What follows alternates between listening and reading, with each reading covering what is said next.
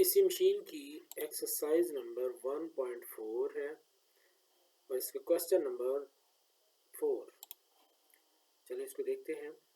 A 1 kV and 2 kV transformer has 750 watt hysteresis loss and 250 watt eddy current loss। इसमें वो कह रहा है कि एक ट्रांसफार्मर है, उसकी V1 1 kV यानी 1000 वोल्ट्स है और उसके V2 2 kV यानी 2000 वोल्ट्स है और उसके हिस्टेरेसिस लॉसेस उसने बताया 750 वाट्स यानी 750 वाट्स, जबकि एडी करंट लॉसेस उसने 250 वाट्स बताए हैं। When the applied voltage is doubled and frequency is half,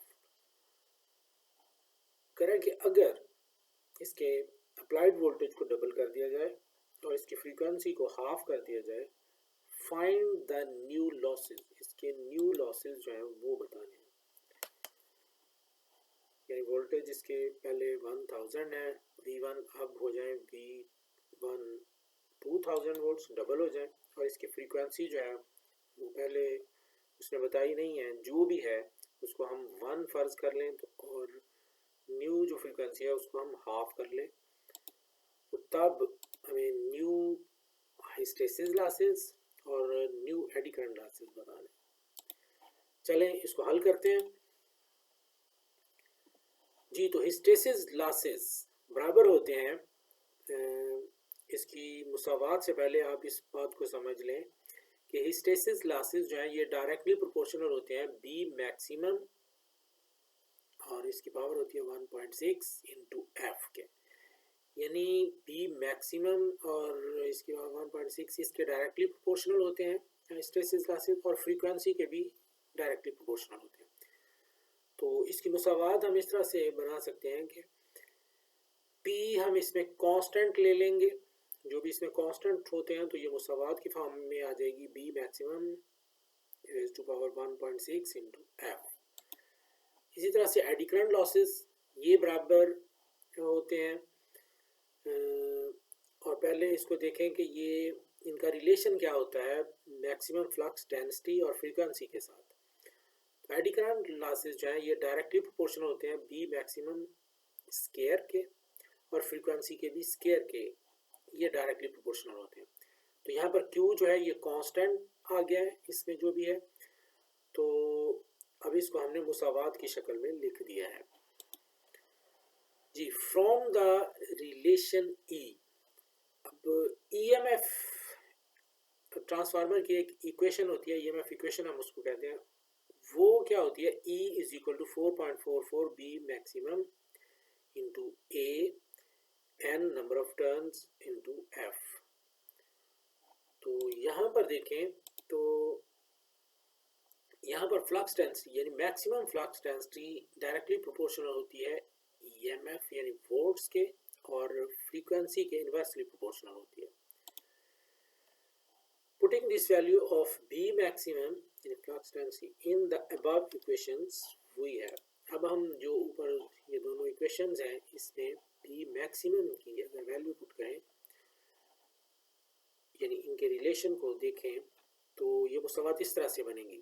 hysteresis losses बराबर है P यानी कांस्टेंट और B मैक्सिमम, इसकी जगह पे हम इसके रिलेशन को लेते हैं E इसके डायरेक्टली प्रोपोर्शनल होती है और फ्रीक्वेंसी इसके इन्वर्सली प्रोपोर्शनल होती है, तो E ओवर F लिख सकते हैं इसको, और इसकी पावर जो है 1.6 है इंटू F कर दिया। तो ये मुसावात जब इसको हमने हल किया तो ये बन गई है P into E raise to power 1.6 F minus 0.6। ये फ्रीक्वेंसी की पावर है और ये फ्रीक्वेंसी मल्टीप्लाई ऐसे हो रही है, तो जब इसको कैलकुलेट किया तो ये आंसर इसका बना। तो इसी तरह से एडी करंट लॉसेस की इक्वेशन क्या बनती है Q into maximum flux density था, तो ये E ओवर F इसका स्क्वायर आ गया और F का स्क्वायर है, तो ये भी F का स्क्वायर ही होता है, तो ये दोनों कट जाएंगे तो E स्क्वायर बचेगा Q into E square. In the first case, पहले केस में क्या उसने जो डाटा दिया हुआ है उसके मुताबिक V1 1000 वोल्ट्स हैं, हिस्टैरिसीस लॉसेस उसने बताए हुए हैं, एडी करंट लॉसेस भी बताए हुए हैं उसने। तो यहाँ से हम इसमें कांस्टेंट पहले मालूम करेंगे जो कि अननोन है। तो हिस्टैरिसीस लॉसेस बराबर है P इंटू ई इसकी पावर 1.6 F इंटू इसकी पावर है -0.6। तो यहाँ पर ई की वैल्यू 1000 है, इसका स्केयर 1.6 है, इसकी पावर 1.6 है, इंटू एफ की पावर -0.6 है, और हिस्टैरिसीस लॉसेस उसने बताए हुए हैं। जब इसको कैलकुलेट किया तो पी की वैल्यू हमारे पास आ चुकी है 0.01189। ये हिस्टैरिसीस लॉसेस में जो कांस्टेंट है पी, उसकी वैल्यू मालूम हुई है।